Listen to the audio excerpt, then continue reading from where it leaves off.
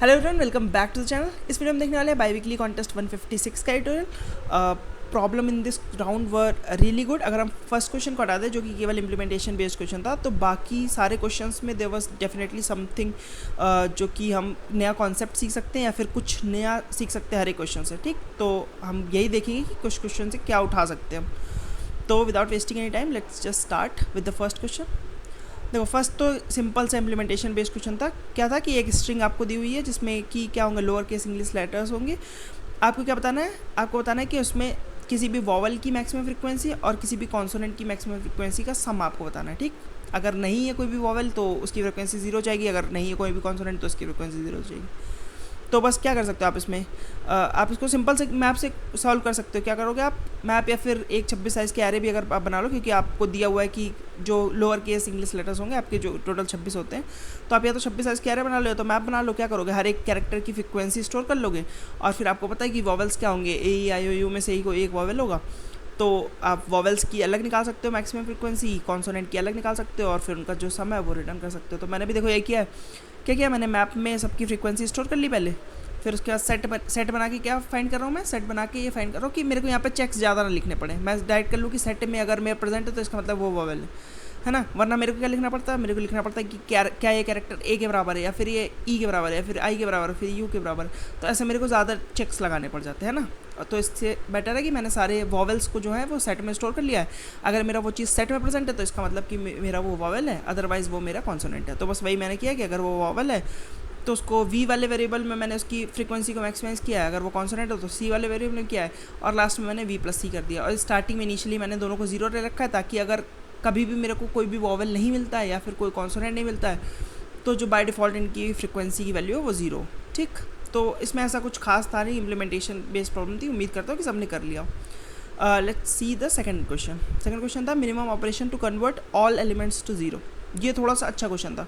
ठीक है, ये सेकंड के हिसाब से मेरे हिसाब से बहुत अच्छा क्वेश्चन था। अगर ये मीडियम कैटेगरी का क्वेश्चन देखो इसको, तो क्वेश्चन क्या था, क्वेश्चन है कि आपको एक एरे दी हुई है नम्स एन साइज़ की, इसमें क्या है नॉन नेगेटिव इंटीजर्स हैं। आपको क्या करना है, आपको कुछ एक ऑपरेशन दिया हुआ है, उस ऑपरेशन को परफॉर्म करके सारे एलिमेंट्स को लास्ट में ज़ीरो बनाना है। ठीक है, लास्ट में सारे एलिमेंट्स को जीरो बनाना है। आपको बताना है कि कितने मिनिमम नंबर ऑफ ऑपरेशंस में आप सारे एलिमेंट को जीरो बना सकते हो। अब एक ऑपरेशन में आप क्या सकते हो, एक ऑपरेशन में आप कोई भी एक सब एरे चूज़ कर सकते हो। इस पूरी एरे की कोई भी एक सब एरे चूज़ करो और क्या करोगे आप उस सब एरे का जो सबसे मिनिमम एलिमेंट है, मान लो मिनिमम एलिमेंट पूरी सब एरे में 2 है, तो 2 की जितनी भी फ्रीक्वेंसी उस सब एरे में है उन सबको क्या करोगे, उठा के उन सबको ज़ीरो कर दोगे। ठीक, अगर आपको नहीं समझ में आया तो देखो ये मैं कहना चाह रहा हूँ कि अगर मान लो आपकी एक एरे दिया हुआ है 1 2 3 2 1 5। ठीक, लेट्स से अगर मैंने ये वाली सब एरे पिक करी, मान लो और भी आगे एलिमेंट्स है 7 8 ऐसे कुछ भी एलिमेंट्स है, अगर मैंने ये वाली सब एरे पिक करी तो अब एक ऑपरेशन इस सब एरे पे परफॉर्म करोगे तो क्या हो जाएगा, जो इसका मिनिमम एलिमेंट है बाय डिफ़ॉल्ट आप क्या कर सकते हो, आपको केवल एक सब एरे पिक करनी है। आप एक सब एरे जैसे ही पिक करोगे वैसे ही क्या करेगा ये, अब जो भी इसके मिनिमम एलिमेंट्स हैं, मिनिमम एलिमेंट्स कौन है 1 और 1, तो इन दोनों को क्या कर देगा, इन दोनों को जीरो में कन्वर्ट कर देगा। इन दोनों को इसने जीरो में कन्वर्ट कर दिया। अब आपको क्या करना है, यही वाले ऑपरेशन कितनी बार आप परफॉर्म करो कि आपके सारे एलिमेंट जीरो जाए। अब देखो अगली बार आप क्या करोगे, अब देखो अगली बार अगर आपने ये चूज़ कर लिया, अगली बार आपने अगर ये सब एरे चूज़ कर ली जिसमें एक एलिमेंट ऑलरेडी जीरो है, अब मिनिमम एलिमेंट क्या होगा, मिनिमम एलिमेंट अब हमेशा जीरो ही होगा। तो यानी कि ये क्या करेगा, फिर से इस जीरो को पिक करेगा और इस जीरो की सारी अकरेंस को फिर से जीरो में से कन्वर्ट कर देगा। तो मतलब कि अब किसी भी एलिमेंट को आप कुछ और नहीं कम कर पाओगे, कोई और एलिमेंट आपका जीरो में नहीं कन्वर्ट पाए, ये जीरो जो है ये ऑटोमेटिकली फिर से जीरो में कन्वर्ट हो जाएगा। तो इसका मतलब अब आप किसी भी जीरो को पिक नहीं कर सकते हो। तो यानी कि अब आपकी एरे बाय डिफ़ॉल्ट कुछ सेगमेंट्स में डिवाइड हो गई है। देखो एक बार तो आप ऑपरेशन परफॉर्म कर सकते हो, एक बार लेट से आपने पूरी एरे में ऑपरेशन परफॉर्म किया। ठीक, आपके मान लो पूरी एरे थी 3 1 2 2 5 7 6 ऐसे मान लो कुछ पूरी एरे थी। ठीक है, ये 1 भी मान लो एक है, एक 1 मान लो यहाँ बीच में। ठीक, यहाँ पे 8 है। अगर ये पूरी एरे है आपकी, अब आप क्या करोगे, एक बार इस पूरी एरे पे मान लो आपने ऑपरेशन परफॉर्म किया, एक बार लेट से इस पूरी एरे पे ऑपरेशन परफॉर्म किया आपने, तो अब क्या हो जाएगा, अब ये वाला जो 1 है ये जीरो हो जाएगा, ये वाला 1 है ये जीरो हो जाएगा, ये वाला 1 है ये जीरो, क्योंकि मिनिमम एलिमेंट आपका 1 था और 1 की सारी अकरेंसेस जो है वो सारी अकरेंस क्या हो जाएगी, जीरो हो जाएगी। ठीक, अब देखो अब आप कोई भी ऐसी एक सब एरे नहीं पिक कर सकते हो जिसमें ये ज़ीरो बीच में आ रहा हो, क्योंकि अगर ये ज़ीरो बीच में आएगा तो उस पूरी सब एरे का जो मिनिमम एलिमेंट है वही ज़ीरो हो जाएगा और आपका पूरा काम बिगड़ जाएगा। तो अब आप क्या करोगे, अब आप देख सकते हो कि ये इस वन जहाँ पे भी था उसने क्या किया, उसने आपकी इस एरे को कुछ सब एरेज में डिवाइड कर दिया। अब इन सब एरेज को आपको क्या करना पड़ेगा, इंडिपेंडेंटली सॉल्व करना पड़ेगा। तो एक ऑपरेशन में इस एरे को आपको इतनी सारी सब एरेज में डिवाइड हो गई, ठीक। अब हर एक एरे पे फिर से आप ऑपरेशन परफॉर्म करोगे, इस 3 को एक बार में आप कन्वर्ट कर पाओगे। फिर क्या करोगे, इस 2 to 5 में देखो जब परफॉर्म करोगे तो ये 0 0 हो जाएगा, ये 5 बचेगा, तो यानी कि एक फिर से सब एरे बन गई। लेट्स से मान लो अगर यहाँ पे 7 एक और होता, सॉरी 7 नहीं, लेट्स से अगर मान लो एक 6 और होता, ठीक, 7 6 मान लो, ये एक पूरी एक सब एरे, ठीक है। अब देखो इसमें जब ऑपरेशन परफॉर्म करोगे तो क्या हो जाएगा, इसमें ऑपरेशन परफॉर्म करोगे तो ये 6 0 बन जाएगा, ये वाला 6 भी 0 बन जाएगा। तो अब देखो इस वाले 6 पे ऑपरेशन परफॉर्म होने के बाद इसने अपनी एरे को फिर से फर्दर सब एरेज में डिवाइड कर दिया। तो मैं कहना क्या चाह रहा हूँ, मैं कहना चाह रहा हूँ कि देखो जैसे ही आपने मिनिमम एलिमेंट हटाया वो मिनिमम एलिमेंट 0 से रिप्लेस हो गया। अब कोई भी ऐसी एरे आप नहीं पिक करना चाहोगे जिसमें 0 ओवरलैप हो रहा हो। तो अब क्या होगा, अब आपकी एरे कुछ सब पार्ट्स में डिवाइड हो गई। अब इन सब पार्ट्स का जो मिनिमम एलिमेंट होगा वो फिर से यही काम करेगा, क्या काम करेगा कि वो 0 बन जाएगा, वो 0 बन जाएगा और फिर से इन एरेज को आपको क्या करेगा, सब एरेज में फिर से डिवाइड कर देगा, ठीक। तो आपको हो सकता है दिमाग में आ रहा हो ये तरीका कि हाँ मैं ये करके देख लेता हूँ कि क्या करूँगा, मैं मिनिमम जो भी एलिमेंट है उसकी जहाँ पे अकरेंस है वो फाइंड करता हूँ मैं पहले, और फिर मैं अपनी एरेज को फर्दर डिवाइड करने की कोशिश करता हूँ, ठीक। लेकिन उसमें दिक्कत ये है कि आप जब देखो इसको डिवाइड कर लिया आपने, अब आपको क्या चाहिए, अब आपको इसकी फिर से इसका मिनिमम एलिमेंट कौन है ये पहले पता करना पड़ेगा, और वो मिनिमम एलिमेंट कहाँ पे आ रहा है ये भी पता करना पड़ेगा। फिर उसके बाद आप फिर से फर्दर उसको डिवाइड कर पाओगे। ऐसे ही आपको इसके लिए भी करना पड़ेगा, ऐसे ही आपको इसके लिए भी करना पड़ेगा। तो देखो ये थोड़ा सा मेरे को कॉम्प्लेक्स लगा, मैंने किस हिसाब से सोचा इसको, देखो इस तरीके से आप हो सकता कर पाओ, हो सकता नहीं कर पाओ, मैं इस दिशा में ज़्यादा नहीं सोचा। मैंने कैसे सोचा, देखो मिनिमम एलिमेंट हटाओगे तो वो 0 से रिप्लेस हो जाएगा, उसके बाद जो बचे एलिमेंट है उन पे ऑपरेशन परफॉर्म करना पड़ेगा। ये तो बात आपको समझ में आ गई।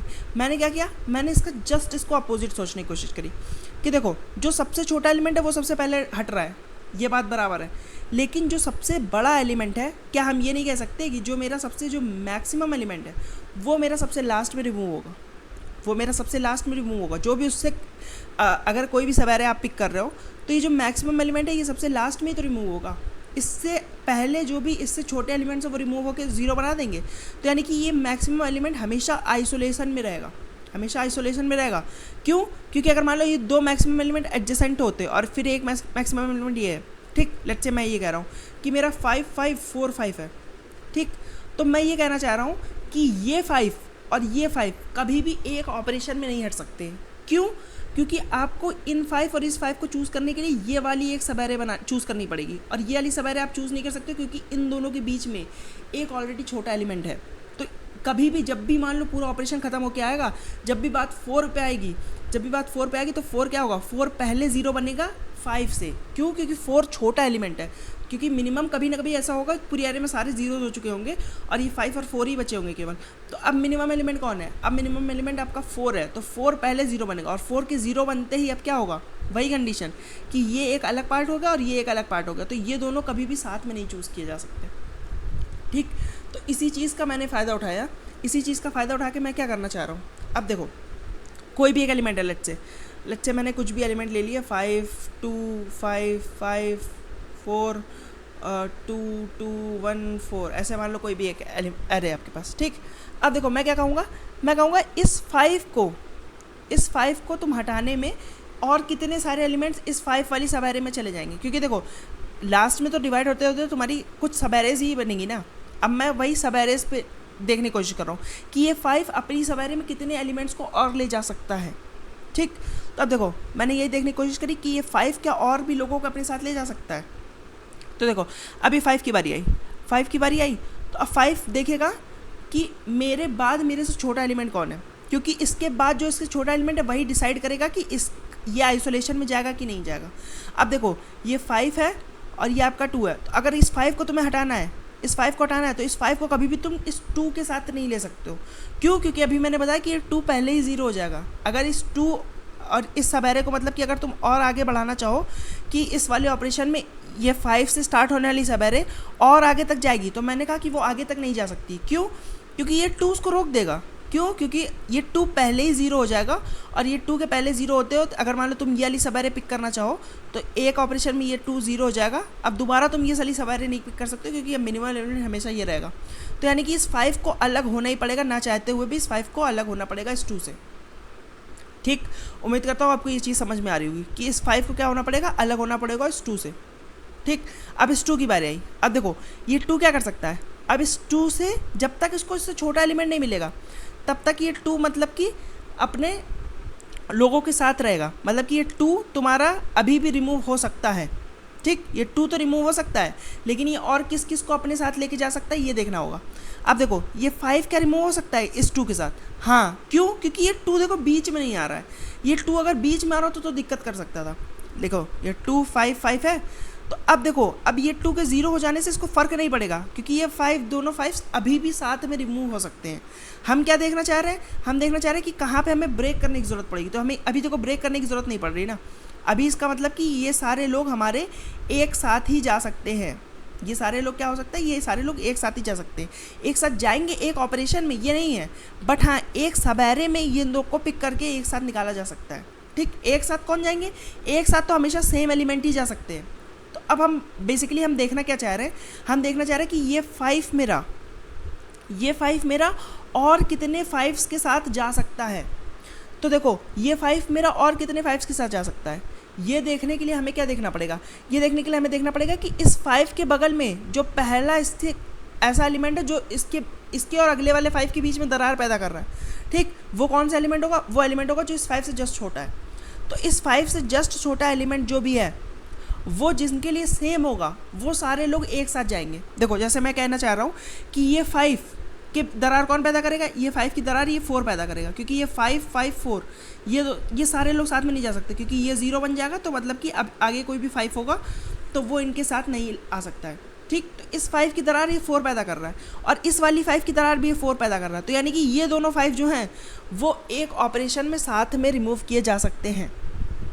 ठीक, तो बस हमें क्या चाहिए? हमें हर एक एलिमेंट के लिए ये चाहिए कि वो उस पहला ऐसा एलिमेंट जो उसके लिए दरार पैदा करेगा। इस 5 के लिए पहला ऐसा एलिमेंट कौन है? इस 5 के लिए पहला ऐसा एलिमेंट है 2। इस वाले 5 के लिए पहला ऐसा एलिमेंट कौन है? 4। इस 5 के लिए 4।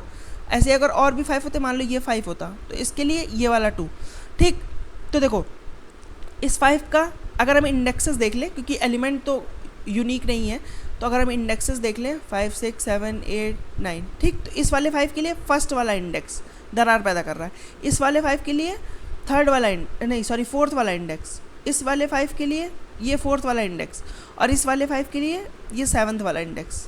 ठीक, तो अब देखो अब कौन कौन से 5 एक साथ एक ऑपरेशन में रिमूव हो सकते हैं। ये वाला 5 क्या इन लोग के साथ रिमूव हो सकता? नहीं, इसको एक इंडिपेंडेंट ऑपरेशन चाहिए। क्योंकि ये इस 2 की वजह से ये सेपरेट हो चुका है इन सारे लोगों से। अब जिनके जो पहला एलिमेंट जो दिक्कत देगा उनको वो सेम है। देखो 5 को पहला एलिमेंट जो दिक्कत देगा वो ये 4th इंडेक्स पे है। इस वाले 5 को जो पहला एलिमेंट दिक्कत देगा वो भी 4th इंडेक्स पे। तो यानी कि इन दोनों के बीच में ऐसा कोई एलिमेंट नहीं है जो दोनों को दिक्कत दे। तो यानी कि ये दोनों आपके एक ही ऑपरेशन में नापे जा सकते हैं। ऐसे ये 5 और 7 है तो इसका मतलब इसको भी एक इंडिपेंडेंट ऑपरेशन चाहिए। तो बस आपको क्या करना है, आपको ये पेयर निकालने हैं। कौन सा पेयर? हर एक एलिमेंट और उसको पहला एलिमेंट जो दिक्कत दे रहा, कौन सा एलिमेंट दिक्कत देगा वो होगा उसके जस्ट राइट में ऐसा पहला एलिमेंट जो कि उससे छोटा है। अब देखो ये एक सेपरेट प्रॉब्लम आपकी अलग से हो गई। ये कौन सी प्रॉब्लम है? ये है नियरेस्ट स्मॉलर टू राइट। ठीक, ये आपकी कैसे होती है? ये आपकी स्टैक से होती है। अगर आपने अभी तक ये मोनोटॉनिक स्टैक से ये प्रॉब्लम कभी सॉल्व नहीं करी आज तक, तो ये एक अच्छा टाइम है, आप जाइए और देख के आइए कि नेक्स्ट स्मॉलर टू राइट कैसे होता है। ठीक, इसकी 4 प्रॉब्लम्स होती है बेसिकली। Next smaller to right, next greater to right, next smaller to left, next greater to left. ठीक, चारों सेम ही आइडिया होता है मोनोटॉनिक स्टैक का। अगर एक भी आपने कर ली तो आप चारों फिर अपने आप से कर लोगे। बहुत सारी स्टैंडर्ड प्रॉब्लम इस पर बॉयल डाउन होती है। आपकी जो ट्रैपिंग रेन वाटर वगैरह जो भी प्रॉब्लम्स होती है वो सारी इससे आप कर सकते हो आराम से। ठीक, तो ये इसका एक प्रीरिक्विजिट की तरह आप मान लो। अगर आपने आज तक कभी नहीं किया है तो आप करने की कोशिश करो। लेकिन अगर आपको स्टार्टिंग में क्वेश्चन देख के नहीं समझ में आ सकता है कि हाँ इसको आप बाद में ले जा सकते हो स्टैक पे, है ना, तो यही स्टैक की खासियत होती है कि वो स्टार्टिंग में नहीं समझ में आता, बट जैसे जैसे आप डीप डाउन करते जाते हो वैसे वैसे आपको इंट्यूशन आता जाता है। ठीक, तो अब बेसिकली आपको क्या करना है, आपको हर एक एलिमेंट के लिए पहला ऐसा एलिमेंट फाइंड करना जो कि उससे छोटा है। आप जब ये पेयरिंग बना लोगे तो उसके बाद क्या कर सकते हो आप, जो की पेयरिंग साथ में है वो आपका क्या हो जाएगा, वो आपका एक ही ऑपरेशन में सॉल्व हो सकता है। ठीक, तो अगर इसकी इम्प्लीमेंटेशन में दिखाऊं तो देखो ये आपका जो है ये जो पूरा लूप चल रहा है ये आपका स्टैक से यही फाइंड कर रहा है कि पहला ऐसा इंडेक्स उसके राइट में जो कि क्या कर रहा है, जो कि आपका उससे छोटा है। तो नियरेस्ट स्मॉलर टू लेफ्ट आपका एक एरे में मैंने स्टोर कर लिया हर एक एलिमेंट के लिए। ठीक, अब मैं क्या कर रहा हूँ, अब मैं अपना एक सेट में स्टोर कर रहा हूँ। तो यानी कि जितने मेरे यूनिक होंगे उतने ही, तो अगर मैं देखूँ तो जितने मेरे यूनिक होंगे ये सारे, तो क्योंकि 5-4 के जितने भी पेयर्स होंगे, मानो 5-4 के 10 पेयर्स हैं, तो वो सारे भी तो एक ऑपरेशन में ही निपट जाएंगे। तो जितने मेरे यूनिक ऐसे पेयर्स होंगे वही तो मेरे उतने ही नंबर ऑफ ऑपरेशन लगेंगे। तो मैं क्या कर रहा हूँ, मैं सेट में पुश कर ले रहा हूँ अगर वो ज़ीरो नहीं है, क्योंकि ज़ीरो देखो एक एक्सेप्शन है, क्योंकि ज़ीरो पे कोई भी ऑपरेशन नहीं परफॉर्म होगा। ठीक, तो ज़ीरो को अगर हम हटा दें तो बाकी सारे एलिमेंट्स के लिए हम ये पेयर बना लेंगे। क्या, उसकी वैल्यू कॉमा पहला ऐसा एलिमेंट जो उसको दिक्कत दे रहा है वो क्या होगा, वो होगा नेक्स्ट स्मॉलर टू लेफ्ट। ठीक, नेक्स्ट स्मॉलर टू लेफ्ट नहीं, sorry, next smaller to right. आप लेफ्ट भी निकाल सकते हो, राइट भी निकाल सकते हो। मैंने लेफ्ट निकाला है, आपको मैंने जो ये क्वेश्चन में समझाया वो उसमें मैं राइट निकाल रहा हूँ। आप अगर लेफ्ट भी निकालोगे तो उसमें भी दिक्कत नहीं होगी, क्योंकि बेसिकली अगर आप पीछे से देखो या फिर आगे से देखो, सब एरे तो जहाँ पे डिवाइड कर रहे हो उससे आपको लेना देना है। तो आप नियरेस्ट स्मॉलर टू लेफ्ट भी निकाल सकते हो, राइट भी निकाल सकते हो, दोनों में आपको कोई आपत्ति नहीं होगी। आप अगर ये मोनोटॉनिक स्टैक समझ में आ चुके हो तो आप फिर लेफ्ट भी निकाल सकते हो, राइट भी निकाल सकते हो। सेम आपको कॉम्प्लेक्सिटी भी पड़ेगी, सेम ही आपका दिमाग भी खर्च होगा, तो जैसे भी आपको समझ में आए। बट हाँ, ये आपको देखने की ज़रूरत है कि हाँ देखो हमने किस चीज़ को कहाँ पे बॉइल डाउन कर दिया। कहाँ ये क्वेश्चन हमें लग रहा था कि हम इसमें क्या करेंगे, हम इसमें सेगमेंट्स डिवाइड करते जाएंगे, फिर इसको रिकर्जन से कुछ आप सोच रहे होगे कि हाँ इस वाले पार्ट के लिए फिर से रिकर्जन कॉल लगाएंगे, इसके लिए लगाएंगे, फिर मिनिमम फाइंड करेंगे, ऐसा ऐसा कुछ सोच रहे होगा आप। और कहाँ पे हमने इसको लाके स्टैक से कर दिया है ना। तो this is the beauty of stack. अगर उम्मीद करता हूँ आपको ये क्वेश्चन समझ में आया होगा। अगर ये समझ में आया तो अगर ये मेरा सोल्यूशन पसंद आया तो इसको लाइक कर देना। आइए थर्ड क्वेश्चन की तरफ बढ़ते हैं। थर्ड क्वेश्चन है मैक्सिमम वेटेड के एज पाथ्स। ठीक, तो देखो ये भी एक अच्छा क्वेश्चन है, इसमें भी एक कुछ नई चीज़ आपको सीखने को ज़रूर मिलेगी। ठीक है, आई एम श्योर कि आपको ये हो सकता है पता हो सकता है ना पता हो, लेकिन आपको मज़ा ज़रूर आएगा ठीक करने में। देखो क्या है, आपको एक डैग दिया हुआ है। डैग क्या होता है, डायरेक्टेड एसाइक्लिक ग्राफ। तो यानी कि एक आपका डायरेक्टेड एजेस होंगी सारी और कोई भी साइकिल नहीं होगी इस ग्राफ में, उसको बोलते हैं डैग। ठीक, आपको एजेस दी हुई है, वेटेड एजेस होंगी ऑब्वियसली, क्योंकि आपका ये एक डायरेक्टेड ग्राफ है और वेटेड ग्राफ है। ठीक, तो आपके पास एजेस होंगे और उनका वेट भी होगा। आपको क्या बताना है, आपको दो इंटीजर्स दिए हुए हैं, एक के दिया हुआ है, एक टी दिया हुआ है। ठीक, आपको क्या करना है, आपको एक ऐसा पाथ चूज़ करना है जिसमें एग्जैक्टली के एजेस हों और आपका उस पाथ का जो वेट हो। पाथ का वेट क्या होगा, पाथ का वेट होगा जो जो एजेस चूज़ करी हैं, जो जो आपने के एजेस चूज़ करी, क्योंकि एग्जैक्टली के एजेस चूज़ करनी है आपको। कोई भी कॉन्जिक्यूटिव के एजेस चूज़ करके एक पाथ आप चूज़ करोगे और उस पाथ का जो वेट होना चाहिए वो क्या होना चाहिए, वो स्ट्रिक्टली लेस देन टी होना चाहिए। एक आपको टी दिया हुआ है, उससे स्ट्रिक्टली लेस देन होना चाहिए, यानी कि उससे कम होना चाहिए और आपको इस वैल्यू को मैक्सिमाइज़ करना है। तो बेसिकली आपको ऐसा एक मैक्सिमम पाथ सम फाइंड करना है जो कि टी से छोटा हो और उसमें एग्जैक्टली के एजेस हो। ठीक, तो अगर मैं बताने की कोशिश करूँ तो देखो मान लो ये आपका, ठीक, ये आपका मान लो एक डैग है, कुछ भी मान लो इसमें एजेस हैं। ठीक, आपको क्या करना है, आपको मान लो ये है 1 3 5, ये मान लो है 2। ठीक, आपको मान लो एक वैल्यू दी हुई है 5। ठीक, ये है टी की वैल्यू, के की वैल्यू है 2। तो यानी कि आपको कोई भी ऐसी दो एजेस का पाथ चूज़ करना है सच दैट कि उनका जो सम होना चाहिए वो 5 से छोटा होना चाहिए और वो मैक्सिमम होना चाहिए। तो देखो एक पाथ आप ये चूज़ कर सकते हो, ये मैं रेड कलर से दिखाता हूँ। एक पाथ आप ये चूज़ कर सकते हो, ये वाला एजली और ये वाली एजली। तो इनका जो वेट होगा वो कितना होगा, वेट होगा इस पाथ का 1 + 2, यानी कि जो जो एजेस चूज़ करिए उनका वेट का सम। तो यानी कि 1 + 2, इसका वेट होगा 3। तो अब देखो 3 क्या है, 3 इस 5 से छोटा है कि नहीं, और इसकी एजेस कितनी चूज़ करी, एजेस आपने 2 चूज़ करी। तो यानी कि ये कंडीशन को तो सेटिस्फाई कर रहा है। तो यानी कि 3 आपका पोटेंशियल आंसर है। बट क्या 3 आपका एक्चुअल आंसर होगा, नहीं। क्यों, क्योंकि उसने कहा है कि मैक्सिमम ऐसा कंडीशन को तो फुलफिल करे और मैक्सिमम भी होना चाहिए। जितने लोग इस कंडीशन को फुलफिल कर रहे हैं उनमें से जो मैक्सिमम वेट का पाथ होगा वो हमें बताना है। तो देखो उस एक पाथ ये भी हो सकता है कि हमने एक एज ये चूज़ करी, एक एज हमने ये चूज़ करी।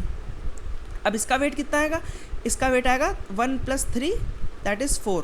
ठीक, तो अभी भी ये देखो टी से स्ट्रिक्टली लेस स्मॉल है, अभी भी ये टी से स्ट्रिक्टली स्मॉल है, और क्या है, ये पिछला वाला जो आपने चूज़ किया था उससे ग्रेटर भी है। तो यानी कि मैक्सिमम पाथ जो कि आपका टी से छोटा भी है और आपकी एग्जैक्टली के एजेस हैं, और अपने ऐसे पाथ्स में सबसे मैक्सिमम भी है, ये आपको फाइंड करके देना है। ठीक, तो देखो ऐसे आपकी मल्टीपल चॉइसेस हो सकती हैं, ऐसे आपकी बहुत सारी चॉइसेस हो सकती है, उसमें से आपको बेस्ट चॉइस पिक करनी है। तो आपका दिमाग थोड़ा थोड़ा डीपी की तरफ जाने लगा होगा।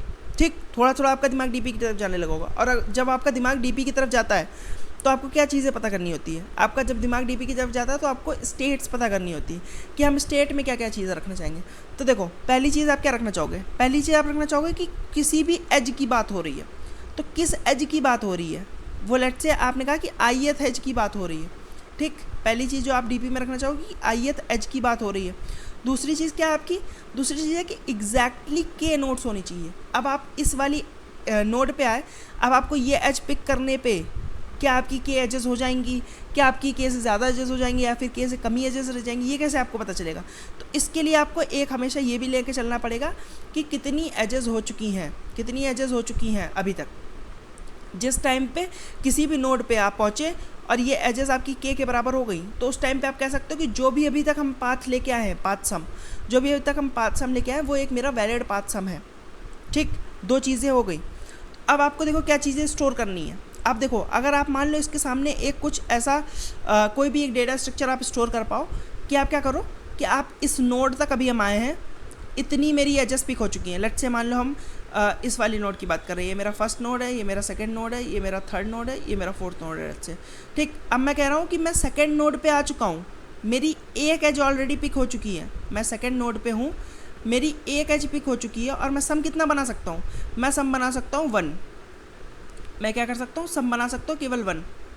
ठीक, अब देखो अब मैं क्या करूँगा, अब मैं इस 4 पे आया, अब मैं इस 4 पे आया, मैंने कहा कि मैं 4 वाली एज पे हूँ, मेरा पाथ क्या है, मेरा कितनी एजेस चूज़ करी है, मैंने एजेस चूज़ करी हैं 2, और 2 एजेस चूज़ करके मेरा सम कितना बना सकता हूँ मैं, मेरा सम बना सकता हूँ क्या, एक सम देखो यहाँ तक का बना सकता था मैं, एक सम कहाँ तक का बना सकता था। तो इसके लिए तुम्हें क्या चाहिए, इसके लिए तुम इसके सारे नेबर्स में देखोगे कि देखो ये 2 पे आया, इस 2 पे एक एज चूज़ करके तुम एक बना सकते हो।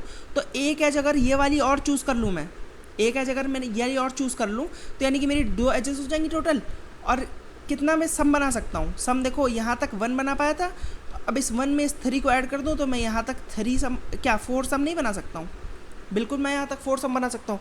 और ऐसे ही मान लो अगर तुम्हारे पास बहुत सारी हैं, ठीक, यहाँ पे देखो एक एज ये भी आ सकती है तुम्हारी कि देखो ये कहेगा कि मैं 2 बना पाया हूँ, कौन कहेगा, इस 2 पे एक और एज आ सकती है।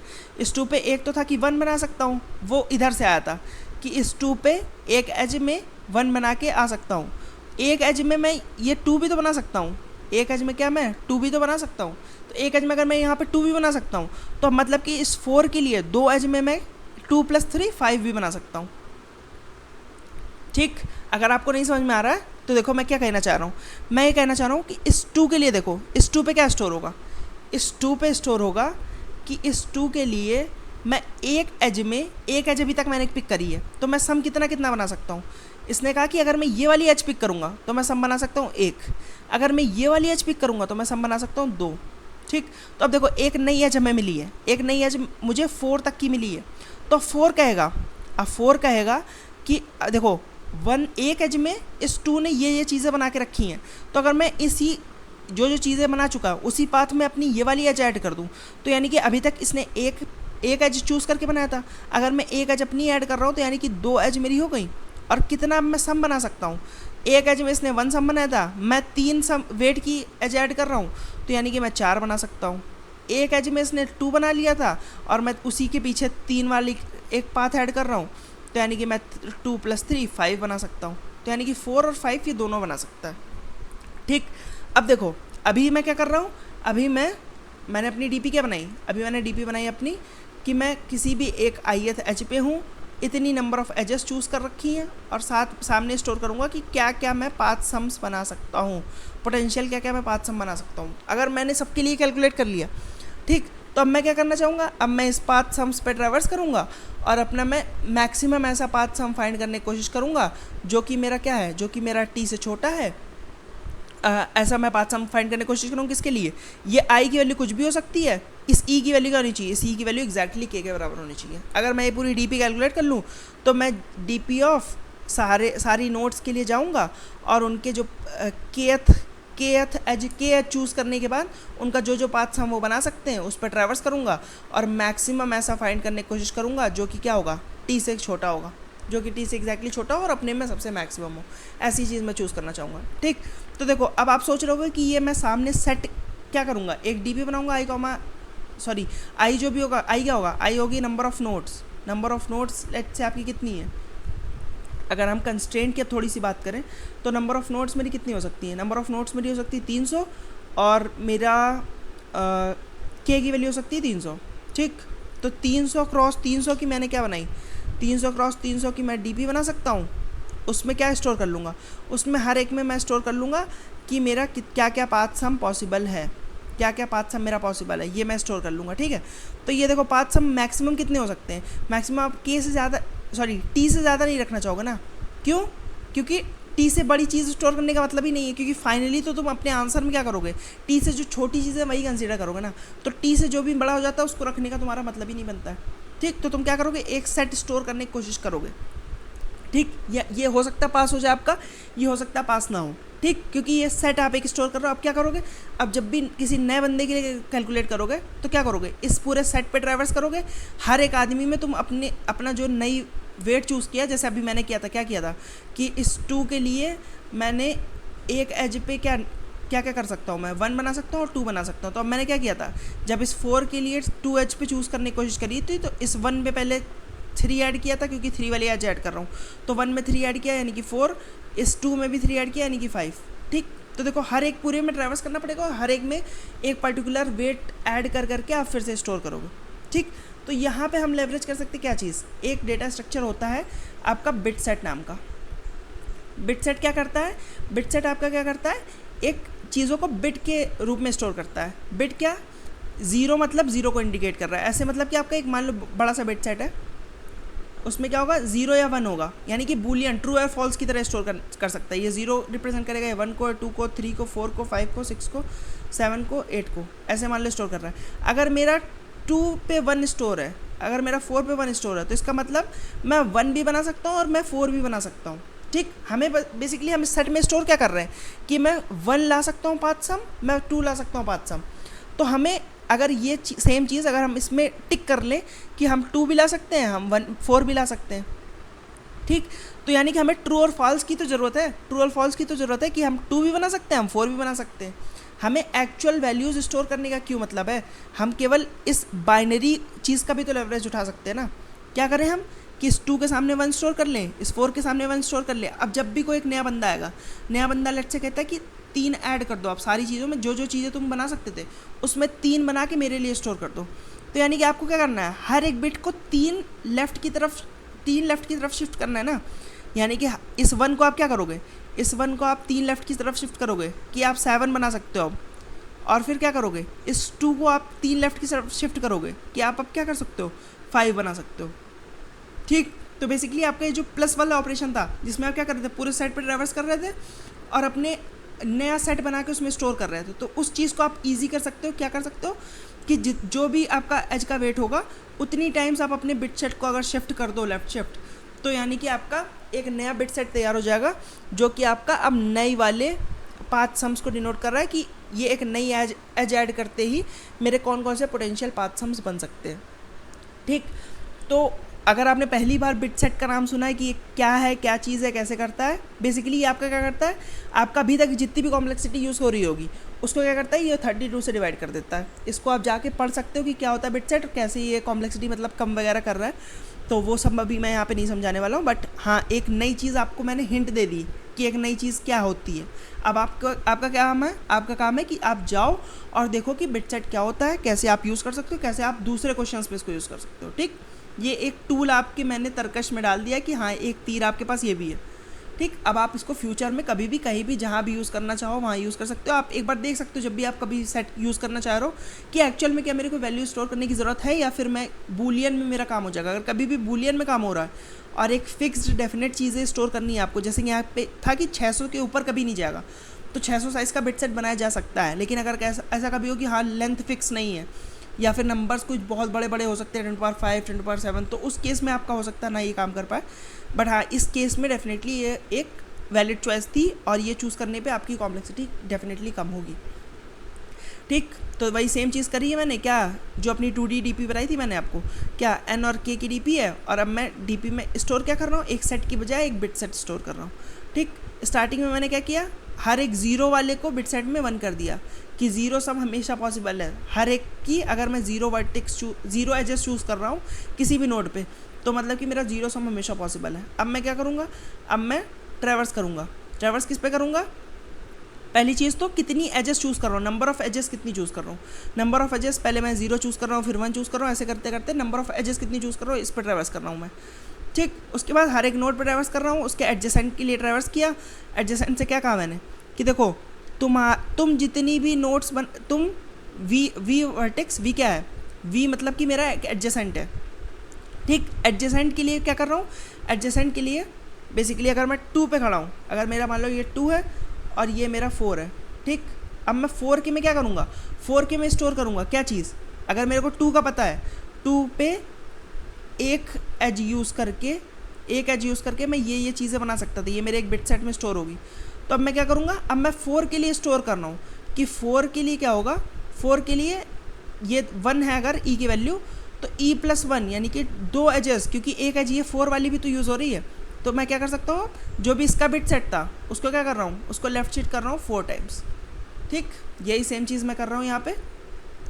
क्या कर रहा हूँ कि इस वाली नोड के लिए जो e+1 टाइम्स में होगा वो क्या होगा मेरा, जिससे मैं नोड क्रिएट कर रहा हूँ, जिस भी वर्टेक्स अगर मैं u और v लेके चलूँ तो मेरा क्या होगा, v पे मैं स्टोर कर रहा हूँ, v के e+1 में स्टोर कर रहा हूँ, जो मेरा u का e पे था, जो मेरे u के e पे था उसको मैं क्या कर रहा हूँ, वेट टाइम्स, ये id.second में मेरा वेट पड़ा हुआ है कि वेट टाइम्स मैं इसको लेफ्ट शिफ्ट कर रहा हूँ और इसका मैं और कर रहा हूँ, क्योंकि ऐसा हो सकता है कि मल्टीपल एजेस किसी एक पर्टिकुलर नोड की चीज़ को चेंज कर रही हूँ ना, तो मल्टीपल जो भी एजेस हैं वो जो पाथ सम्स क्रिएट करवा पा रही हैं उन सब का और जो होगा वो स्टोर होगा। ठीक, फिर उसके बाद क्या करूँगा, मैं अपने बिट सेट में सिंपली डाइवर्स कर लूँगा और मैं चेक करूँगा कि मेरा क्या क्या मैक्सिमम पोटेंशियल तुम बना सकते हो, मैक्सिमम पोटेंशियल क्या क्या मेरा पाथ सम हो सकता है, और वो मेरा टी से हमेशा कम होना चाहिए। देखो मैं लूप ही 0 से टी के लिए चला रहा हूँ, जो मेरा इसमें प्रेजेंट है उन सब का क्या कर रहा हूँ मैं मैक्सिमाइज़ कर रहा हूँ और फाइनली अपना आंसर रिटर्न कर दे रहा हूँ। ठीक, तो कुछ नया है आपके लिए ये, मैं डेफिनेटली समझ सकता हूँ कुछ नया है। हो सकता है आपको थोड़ी दिक्कत हो सकता है आपको समझ में आ गया, अगर वो सेट वाला तक आपने सोच लिया हो कि हाँ सेट से इम्प्लीमेंट कर लिया, हो सकता है आपका चला, हो सकता है ना चला हो, बट हाँ ये एक नई चीज़ मैंने आपको इंट्रोड्यूस करी। हो सकता है अभी थोड़ी सी दिक्कत हो रही है आपको इसको समझने में, बट हाँ ये डीपी समझने में दिक्कत नहीं होनी चाहिए। डीपी क्योंकि आपकी थोड़ी सी स्टैंडर्ड वाली डीपी थी जो कि आप नॉर्मली लगाते हो हर केस में, बट हाँ ये बिट सेट जो है ये हो सकता है थोड़ा सा नया हो आपके लिए, तो थोड़ा सा टाइम दो इसको, थोड़ा सा देखने की कोशिश करो इधर उधर, हो सकता है आपको समझ में। अगर कुछ नहीं समझ में आता तो कमेंट सेक्शन में पूछो, I would love to answer that. और फाइनली आप 4th क्वेश्चन देखते हैं, इसके बाद ख़त्म करते हैं। तो ये मैं कहूँगा कि 3rd वाले क्वेश्चन से ज़्यादा इजी था, क्योंकि इसकी डीपी जो है वो काफ़ी स्टैंडर्ड डीपी है, यानी कि आपको कोई ज़्यादा दिक्कत नहीं होगी इसकी डीपी लगाने में। जो हो सकता है पिछले क्वेश्चन में सोचने में थोड़ी दिक्कत हुई हो, तो मेरे हिसाब से कि this question was little easier than the previous question. तो आइए एक बार जल्दी से देख लेते हैं क्या है क्वेश्चन। इसमें भी यही है कि आपको एक ट्री दी हुआ है, इसमें आपको बेसिकली एक अनडायरेक्टेड ट्री है, आपका ट्री है जो नॉर्मल ट्री की तरह होता है। आप क्या कर सकते हो, हर एक नोड का आपको एक वैल्यू फिक्स है, हर एक नोड पे आपको वैल्यू फिक्स है जो कि है नम्स ऑफ i। ठीक, अब आप क्या कर सकते हो, आप एक इन्वर्जन वाला ऑपरेशन परफॉर्म कर सकते हो। अगर मैं आपको यहाँ पे समझाने की कोशिश करूँ तो देखो आपका एक ट्री है जो कि 0 पे रूटेड है। ठीक, ये 1 हो सकता है, मान लो ये 2 हो गया, ये मान लो 3 हो गया, ये 4 हो गया, ऐसे आपका 5 हो गया, 6 हो गया, मान लो ऐसे कुछ भी है। ठीक, हर एक आदमी की अपनी वैल्यू फिक्स है। ये मान लो -2 है, 6 है, 7 है, 5 है, -4, 3, 2, ऐसा कुछ भी वैल्यूज़ है। ठीक, आपके पास क्या है, आपके पास एक इन्वर्जन ऑपरेशन है। इन्वर्जन ऑपरेशन क्या करता है आपका, इन्वर्जन ऑपरेशन आपका किसी भी नोड को फ्लिप कर सकता है और उसके पूरे सब ट्री को फ्लिप कर देगा। ठीक, मान लो आपने इस 2 पे इन्वर्जन ऑपरेशन परफॉर्म किया, इस 2 पे अगर इन्वर्जन ऑपरेशन परफॉर्म किया तो ये 2 तो फ्लिप होगा ही होगा, साथ में इसका पूरा जो सब ट्री है वो भी फ्लिप हो जाएगा। ठीक, मतलब कि अगर इसको आपने 2 करा तो ये -6 हो जाएगा, -7 -5 -2 +3 -3।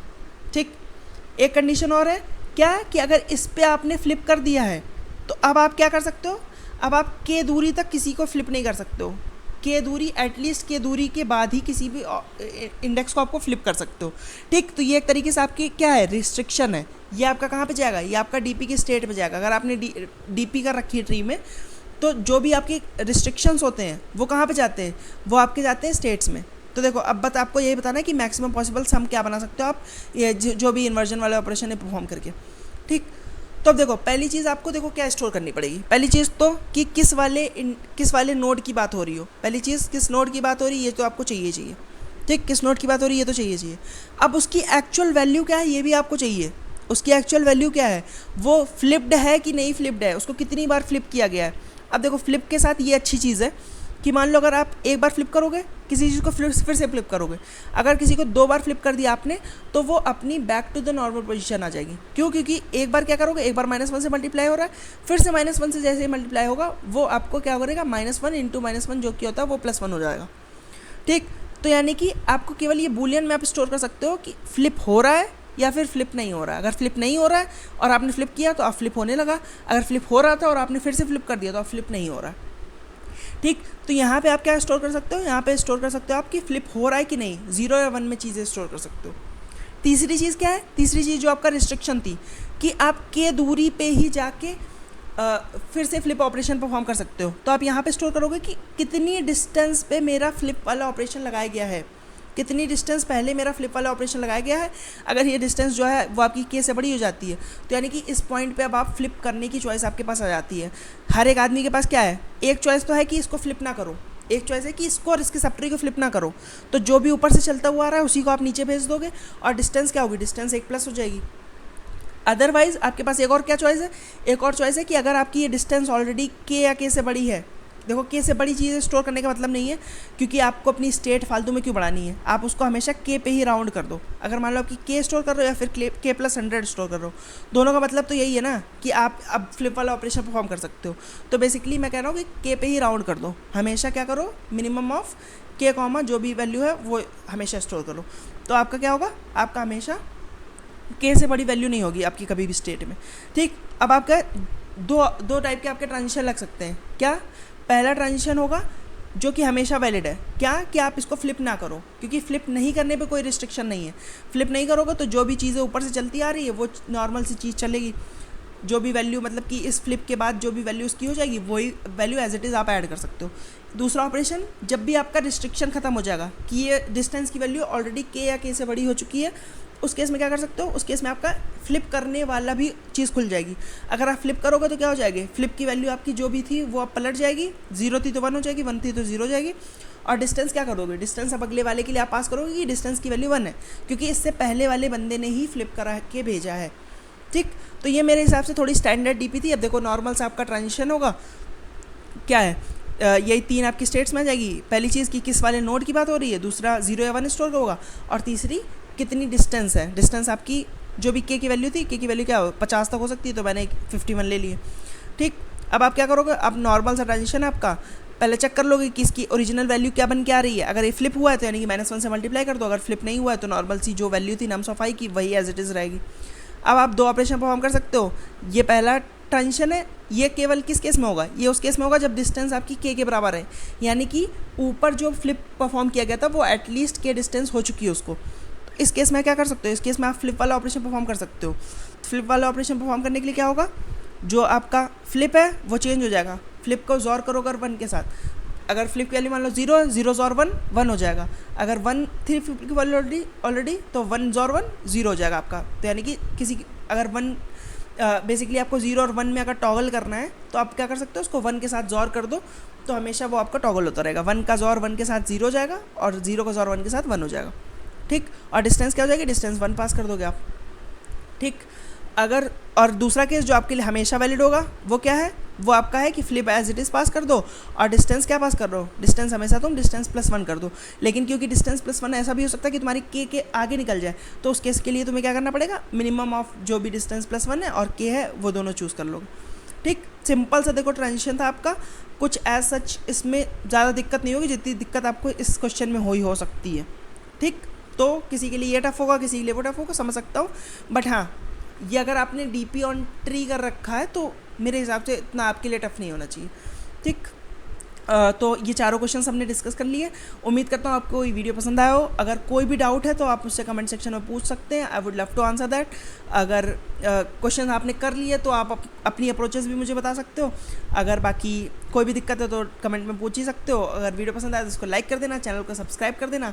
मैं मिलता हूँ आपसे किसी और वीडियो में, तब तक के लिए बाय बाय।